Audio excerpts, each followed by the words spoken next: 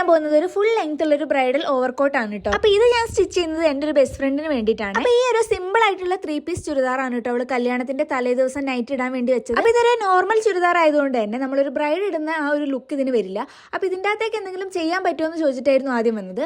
അപ്പൊ പിന്നെ ഞങ്ങൾ തീരുമാനിച്ചിട്ടാണ് ഇതിന്റെ അകത്തേക്ക് ഒരു ഓവർകോട്ട് കൊടുക്കാന്നുള്ളൊരു തീരുമാനത്തിൽ എത്തിയത് കേട്ടോ. അപ്പൊ ഈ ഒരു നോർമൽ ചുരിദാറിലേക്ക് ഒരു ഓവർകോട്ട് സ്റ്റിച്ച് ചെയ്യുന്നതാണ് കേട്ടോ ഇന്ന് കാണിക്കാൻ പോകുന്നത്. അപ്പൊ ഇങ്ങനെ ഒരു ഓവർകോട്ട് കൊടുക്കുന്നതിന്റെ ബെനിഫിറ്റ് എന്താന്ന് വെച്ച് കഴിഞ്ഞാൽ നമുക്ക് ആ ഒരു പരിപാടിന്റെ സമയത്ത് മാത്രം ആ ഒരു ഓവർകോട്ട് ഇടുകയും അത് കഴിഞ്ഞതിന് ശേഷം ആ ഒരു ഓവർകോട്ട് ഉരു വെച്ച് കഴിഞ്ഞാൽ നമുക്ക് നോർമൽ ഒരു ചുരിദാറായിട്ട് ഇത് യൂസ് ചെയ്യാനും പറ്റും കേട്ടോ. അപ്പൊ നമ്മൾ ചെറിയൊരു ഫംഗ്ഷൻ ഒക്കെ ആണെങ്കിൽ വലിയ ബ്രൈഡൽ ഡ്രസ്സൊക്കെ വാങ്ങുന്നതിനേക്കാളും ഇതേപോലെയുള്ള ഓവർകോട്ടോ അല്ലെങ്കിൽ ഇങ്ങനെയൊക്കെ എന്തെങ്കിലും ചെയ്ത് കഴിഞ്ഞിട്ടുണ്ടെങ്കിൽ ആ ഡ്രസ്സ് നമുക്ക് പിന്നീട് യൂസ് ചെയ്യാൻ പറ്റും കേട്ടോ. അപ്പൊ അങ്ങനത്തെ ഒരു ഇതിന് വേണ്ടിയിട്ടാണ് ഞങ്ങൾ ഇങ്ങനെ ഒരു ഓവർകോട്ട് സജസ്റ്റ് ചെയ്തിട്ട് ഇതിനകത്തേക്ക് സ്റ്റിച്ച് ചെയ്തിട്ടുള്ളത്. അപ്പൊ ഈ ഒരു വർക്ക് വരുന്ന മെറ്റീരിയൽ വെച്ചിട്ടാണ് കേട്ടോ നമ്മൾ ഓവർകോട്ട് സ്റ്റിച്ച് ചെയ്യുന്നത്. ഈ ഒരു മെറ്റീരിയൽ നമ്മൾ എടുത്തിരിക്കുന്നത് പരാഗ് എന്നാണ്. അപ്പൊ 3 മീറ്റർ ആണ് ഇത് വാങ്ങിയിട്ടുള്ളത് കേട്ടോ. അപ്പൊ 3 മീറ്റർ മൊത്തമായിട്ടും ഇതിൽ യൂസ് ചെയ്തിട്ടില്ലെങ്കിലും ഇതിന്റെ ഒരു കുറച്ച് ഭാഗം മാത്രമാണ് കേട്ടോ ബാക്കിയുള്ളത്.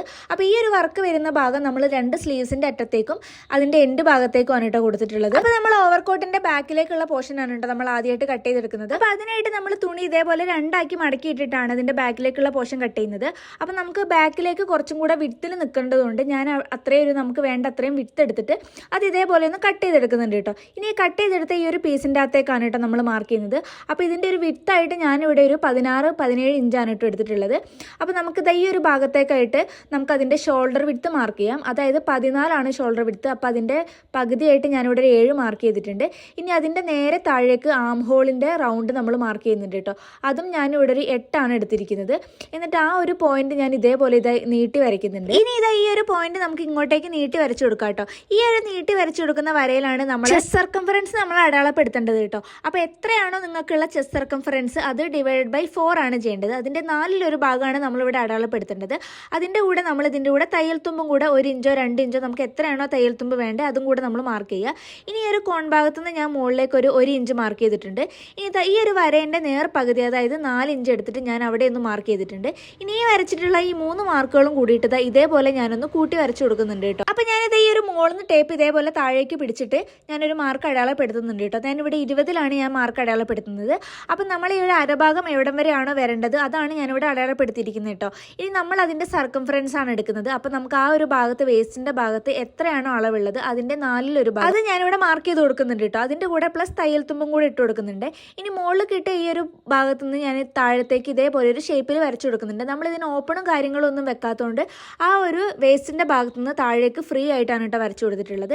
ഇനി നമുക്ക് ബാക്കിലെ നെക്കായിട്ട് നമ്മൾ റൗണ്ട് നെക്കാണ് എടുക്കുന്നത്. അപ്പൊ അതിന്റെ ലെങ്ത് ആയിട്ട് 1 ഇഞ്ചും വിഡ്ത്ത് ആയിട്ട് 3 ഇഞ്ചുമാണ് ഞാൻ എടുക്കുന്നത്. എന്നിട്ട് അതിനുശേഷം നമ്മളൊരു ബോക്സ് ആക്കിയിട്ട് ഇതിങ്ങനെ വരച്ചു കൊടുത്തതിന് ശേഷം ഇതേപോലെ ഒരു ഷേപ്പിൽ വരച്ചെടുക്കാണ് കേട്ടോ ചെയ്യുന്നത്. അപ്പൊ ഇത്രയും മാർക്ക് ചെയ്തതിന് ശേഷം നമ്മൾ ഇതൊന്ന് കട്ട് ചെയ്തെടുക്കാണ് കേട്ടോ ചെയ്യുന്നത്. അപ്പൊ നമ്മളെ ബാക്കിലെ പോർഷൻ കട്ട് ചെയ്തെടുക്കുമ്പോൾ ഇതേപോലെയാണ് ഉള്ളത്.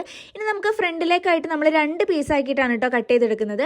അതായത് നമ്മൾ ആ ഒരു നെക്ക് മാർക്ക് ചെയ്തില്ല, ആ ഒരു നെക്ക് മാർക്ക് ചെയ്ത് അത്രയും ഞാനിവിടെ ഈ ഒരു ബാക്കിലെ പീസ് ഇതേപോലെ മടക്കി വെക്കുന്നുണ്ട്. ഇനി ഇങ്ങനെ മടക്കി വെച്ചതിന് ശേഷം നമുക്ക് ഫ്രണ്ടിലെ പീസ് കട്ട് ചെയ്യാൻ വേണ്ടിയിട്ട് നമ്മൾ ആ ഒരു ബാക്കി വന്ന പീസിലേക്ക് ഈ ഒരു പീസ് ഇതേപോലെ എടുത്ത് വെക്കുകയാണ് കേട്ടോ ചെയ്യുന്നത്. അപ്പൊ ഈ ഒരു ഓവർകോട്ടിന് നമ്മൾ ഫ്രണ്ടിലേക്ക് വരുമ്പോഴത്തേനും നമുക്ക് ഫ്രണ്ട് പോർഷനിൽ നമ്മളിങ്ങനെ ഓപ്പൺ ആയിട്ട് കിടക്കുന്ന ഒരു ഇതാണ് കേട്ടോ. അപ്പൊ അതിന് വേണ്ടിയിട്ടാണ് നമ്മൾ ഈ ഒരു ബാക്കിലെ പീസ് ഇതേപോലെ മടക്കിയിട്ട് ഫ്രണ്ടിലത്തെ പീസ് നമ്മൾ കട്ട് ചെയ്തെടുക്കുന്നത് കേട്ടോ. അപ്പൊ ഇതേപോലെ വെച്ചതിന് ശേഷം ഇതൊന്ന് ഇതേപോലെ കട്ട് ചെയ്തെടുക്കുകയാണ് ചെയ്യുന്നത്.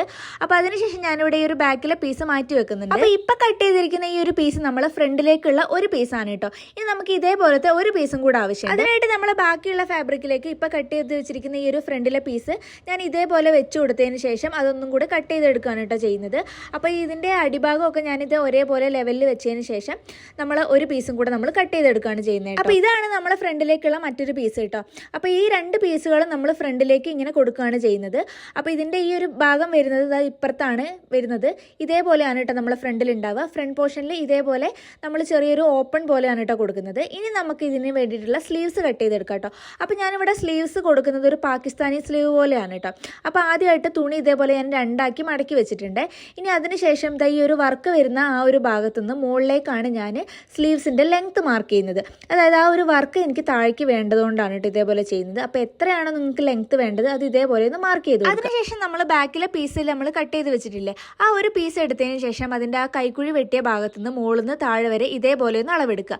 അപ്പം നമുക്ക് മുകളിൽ നിന്ന് താഴെ വരെ എത്രയാണോ കിട്ടുന്നത് അതാണ് നമ്മൾ ഈ ഒരു ഭാഗത്തേക്ക് നമ്മൾ കൊടുക്കേണ്ടത് കേട്ടോ. അപ്പം നമുക്ക് എത്രയാണോ കിട്ടുന്നത് അത് നമ്മളിവിടെ മാർക്ക് ചെയ്ത് കൊടുക്കുക. ഇനി ആ മാർക്ക് ചെയ്ത് കൊടുക്കുന്നതിൻ്റെ ഈ ഒരു ഭാഗത്ത് നിന്ന് താഴേക്ക് ഞാനൊരു 4 ഇഞ്ച് മാർക്ക് ചെയ്യുന്നുണ്ട്. ഈ മാർക്ക് ചെയ്യുന്നതാണ് ഇതിൻ്റെ ക്യാബ് ഹൈറ്റ് കേട്ടോ. അപ്പോൾ ക്യാബ് ഹൈറ്റ് എങ്ങനെ കണ്ടുപിടിക്കാമെന്ന് ഞാൻ ഈ സൈഡിൽ കൊടുക്കാം കേട്ടോ. ഇനി അതിനുശേഷം ആ ക്യാബ് ഹൈറ്റ് മാർക്ക് ചെയ്തതിൻ്റെ താഴത്തുനിന്ന് നമ്മൾ മുകളിലേക്ക് ഇതേപോലെ ഒരു നീളത്തിലൊരു വര വരച്ചു കൊടുക്കുന്നുണ്ട്.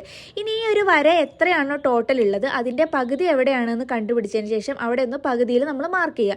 ഇനി നമ്മൾ ഈ പകുതി മാർക്ക് ചെയ്തതിൻ്റെ ഇപ്പുറത്തെ ഭാഗത്തെ താഴെയുള്ള പകുതിയിൽ നമ്മൾ താഴേക്ക് അരേഞ്ചും മുകളിലുള്ള പകുതിയിൽ മുകളിലേക്ക് അരേഞ്ചും മാർക്ക് ചെയ്തതിന് ശേഷം അത് നമ്മളൊരു സ്ലീവിൻ്റെ ഒരു ഷേപ്പ് പോലെ ഇതേപോലെ ഒന്ന് വരച്ചു കൊടുക്കുകയാണ് കേട്ടോ ചെയ്യുന്നത്. ഇനിയാണ് നമുക്കിത് കട്ട് ചെയ്തെടുക്കേണ്ടത്. അപ്പോൾ ഇതൊരു പാകിസ്ഥാനി സ്ലീവ് ആയതുകൊണ്ട് തന്നെ നമുക്ക് താഴെ ഭാഗത്ത് ഒന്നും ചെയ്യേണ്ടതില്ല കേട്ടോ. നമുക്ക് മുകളിൽ മാത്രം ഒന്ന് കട്ട് ചെയ്തെടുത്താൽ മതി. അപ്പോൾ ഞാൻ എൻ്റെ സ്ലീവ്സ് ഇതേപോലെ ഒന്ന് കട്ട് ചെയ്തെടുക്കുന്നുണ്ട് കേട്ടോ. ഇനി ഈ ഒരു സ്ലീവ്സ് കട്ട് ചെയ്ത് വെച്ചിരിക്കുന്ന ഈ ഒരു സ്ലീവ് വെച്ചിട്ട് ഞാൻ ഇതിൻ്റെ രണ്ടാമത്തെ സ്ലീവും ഇതേപോലെ മുകളിൽ വെച്ചിട്ടൊന്ന് കട്ട് ചെയ്തെടുത്തിട്ടുണ്ട് കേട്ടോ. അപ്പോൾ ഇതാണ് നമ്മളെ ബാക്കിൽ വരുന്ന പോർഷൻ കേട്ടോ. അപ്പോൾ ഇതൊന്നും ഞാൻ ഇവിടെ നിവർത്തിയിടുന്നുണ്ട്. അപ്പോൾ ഇനി നമുക്ക് ഈ ഒരു ബാക്കിലെ പോർഷനിലേക്ക് നമ്മൾ ഫ്രണ്ടിലേക്ക് കട്ട് ചെയ്ത് വെച്ചിരിക്കുന്ന ആ ഒരു 2 പീസിൻ്റെ ഷോൾഡർ ഭാഗം കൂടി ഒന്ന് യോജിപ്പിച്ച് കൊടുക്കാം കേട്ടോ. അതിനായിട്ട് ഞാനിവിടെ ബാക്കിലെ പീസ് ഇതേപോലെ നിവർത്തി വെച്ചിട്ടുണ്ട്. ഇനി നമുക്ക് ഫ്രണ്ടിലേക്ക് വരുന്ന ഈ ഒരു 2 പീസുകൾ എടുത്തിട്ട് ഞാൻ ഇതേപോലെ ഒന്ന് വെച്ച് കൊടുക്കുന്നുണ്ട് കേട്ടോ. അപ്പോൾ നമ്മൾ ആ ഒരു സ്ലീവിൻ്റെ ആ ഒരു ഭാഗം വരുന്ന ഭാഗം നമ്മൾ ഒരേപോലെ ആക്കിയിട്ട് വെച്ച് കൊടുക്കുന്നുണ്ട്. അപ്പോൾ നമ്മൾ ഫ്രണ്ടിൽ ഇതേപോലെ ഓപ്പൺ വരുന്നതുകൊണ്ടാണ് കേട്ടോ നമ്മൾ ഫ്രണ്ടിൽ ഇതേപോലെ ഓപ്പൺ ആയിട്ട് കിടക്കുന്നത്. അപ്പോൾ ഇതേപോലെ വെച്ചതിന് ശേഷം ഞാനിവിടെ ആ ഒരു ഷോൾഡറിൻ്റെ ഭാഗത്ത് ഒന്ന് പിൻ ചെയ്ത് കൊടുക്കുന്നുണ്ട്. ഇനി നമുക്ക് പിന്ന് ചെയ്തില്ലെങ്കിലും കുഴപ്പമില്ല, ഇനി മാറിപ്പോവാതിരിക്കാൻ വേണ്ടിയിട്ടാണ് കേട്ടോ ഞാൻ ഇതേപോലെ പിൻ ചെയ്ത് കൊടുക്കുന്നത്. അപ്പോൾ നമുക്ക് സ്റ്റിച്ച് ചെയ്യുമ്പോൾ കുറച്ചും കൂടി എളുപ്പമായിരിക്കും. അപ്പോൾ ഈ ഒരു ഷോൾഡറിൻ്റെ 2 ഭാഗത്തും ഞാൻ ഇതേപോലെ പിൻ ചെയ്ത് കൊടുക്കുന്നുണ്ട്. ഇനി അതൊന്ന് സ്റ്റിച്ച് ചെയ്തെടുക്കാം കേട്ടോ നീളത്തിൽ. അപ്പോൾ അതിനുശേഷം നമ്മൾ ഈ ഒരു ഫ്രണ്ടിൽ വരുന്ന ഈ ഒരു ഭാഗം നമ്മൾ മടക്കിയിട്ട് സ്റ്റിച്ച് ചെയ്യണം കേട്ടോ. അതിനായിട്ട് ഇതിൻ്റെ ഒരു ഭാഗത്തു നിന്ന് തുടങ്ങിയിട്ട് നമ്മൾ ബാക്കിലെ നെക്ക് കൂടെ നമ്മൾ സ്റ്റിച്ച് ചെയ്തിട്ട് ഇപ്പുറത്തെ ഭാഗത്ത് കൂടെ നമ്മൾ താഴേക്ക് സ്റ്റിച്ച് ചെയ്യുമ്പോൾ നമുക്ക് നെക്കും ബാക്കിലെ നെക്കും നമ്മൾ ആ ഫ്രണ്ടിലുള്ള ഒരു പോർഷനും നമ്മൾ സ്റ്റിച്ച് ചെയ്ത് കഴിഞ്ഞിട്ടുണ്ടാകും. അതിനുശേഷം നമ്മൾ കട്ട് ചെയ്ത് വെച്ചിട്ടുള്ള ഈ ഒരു സ്ലീവ് നമ്മൾ ഇതിൻ്റെ അകത്തേക്ക് അറ്റാച്ച് ചെയ്ത് കൊടുക്കുക. നമ്മൾ സ്ലീവ്സ് അറ്റാച്ച് ചെയ്ത് കൊടുത്തതിന് ശേഷം നമ്മളൊരു സ്ലീവ്സിൻ്റെ ഒരറ്റത്തുനിന്ന് തുടങ്ങിയിട്ട് ആ ഒരു ഷേപ്പിൽ നമ്മൾ താഴെ വരെ സ്റ്റിച്ച് ചെയ്ത് കൊടുത്തിട്ടുണ്ടെങ്കിൽ നമ്മുടെ സ്റ്റിച്ചിങ് കഴിഞ്ഞു കിട്ടും. ഇവിടെ നമ്മൾ ആകെ ഇതിനൊരു 3 സ്റ്റിച്ചിങ് ആണ്, 3 സ്ഥലത്താണ് നമ്മൾ സ്റ്റിച്ച് ചെയ്യുന്നത്. അപ്പോൾ ഒന്നാമത് നമ്മൾ സ്ലീവ്സ് അറ്റാച്ച് ചെയ്യുന്ന ആ ഒരു ഭാഗത്തും, രണ്ടാമത് നമ്മൾ ആ ഒരു ഷേപ്പിൻ്റെ ഭാഗത്തും, മൂന്നാമത് വരുന്നത് നമ്മൾ ആ ഒരു ഫ്രണ്ട് പോർഷനിൽ നമ്മൾ ഓപ്പൺ ആയിട്ട് കിടക്കുന്നില്ലേ അതിൻ്റെ ആ ഒരു ഭാഗത്തുനിന്ന് തുടങ്ങിയിട്ട് നമ്മളെ ബാക്കിലെ നെക്ക് കൂടെ നമ്മൾ സ്റ്റിച്ച് ചെയ്തിട്ട് നമ്മൾ താഴെ വരെ സ്റ്റിച്ച് ചെയ്ത് കൊടുക്കുമ്പോഴാണ് കേട്ടോ നമ്മളെ സ്റ്റിച്ചിങ് ഇവിടെ കംപ്ലീറ്റ് ആവുക. അപ്പോൾ ഇത്ര സ്റ്റിച്ചിങ്ങേ ഉള്ളൂ നമുക്ക് ഇവിടെ ഇതിൽ സ്റ്റിച്ച് ചെയ്യാൻ വേണ്ടി. അപ്പോൾ സ്റ്റിച്ച് ചെയ്യുന്നതിൻ്റെ മുന്നേ സ്റ്റിച്ച് ചെയ്യേണ്ട ഭാഗത്തുള്ള ബീഡ്സ് ഒക്കെ ഞാൻ ഇതേപോലെ ഒന്ന് കളഞ്ഞിട്ടുണ്ട് കേട്ടോ. അതിന് ശേഷമാണ് കേട്ടോ നമ്മൾ സ്റ്റിച്ച് ചെയ്യാൻ പറ്റുള്ളൂ. അപ്പോൾ ഈ കാണുന്ന ഈ ഒരു സിമ്പിൾ ചുരിദാറിനാണ് കേട്ടോ നമ്മൾ ഈ ഒരു ഓവർകോട്ട് സ്റ്റിച്ച് ചെയ്തിട്ടുള്ളത്. അപ്പോൾ ഈ ഒരു ചുരിദാറിൽ ഇതിൻ്റെ അടിഭാഗത്തും ഇതിൻ്റെ സ്ലീവ്സിലും ഇതിൻ്റെ നെക്കിൻ്റെ ഭാഗത്തും ചെറിയൊരു ഡിസൈനാണ് കേട്ടോ വരുന്നുള്ളത്.